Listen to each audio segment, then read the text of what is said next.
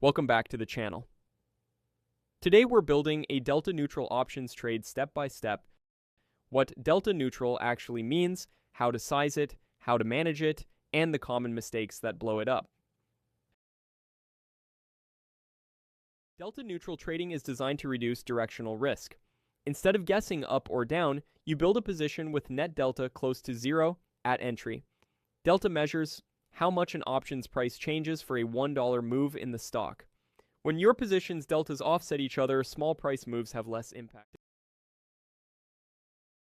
For a first delta neutral trade, keep it simple and defined risk.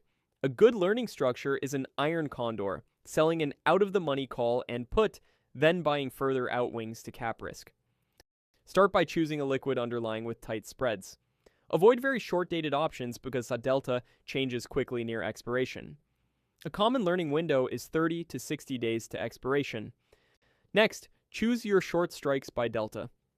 Selling around 15 to 25 delta on both sides is a simple way to start near neutral. Then, make the trade defined risk by buying wings. That turns the position into an iron condor and caps your worst-case loss.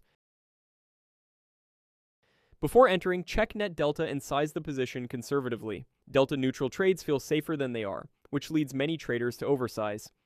This trade generally profits from time decay, volatility contraction, and price staying within a range. But delta neutral doesn't stay neutral. As price moves, delta changes, and risk can become directional quickly. Delta neutral trading isn't about eliminating risk, it's about choosing a different kind of risk: volatility, time, and range. Build it with deltas, define your risk, and manage it with rules, not emotions. That's how you turn delta neutral from a buzzword into a real strategy. Thanks for watching.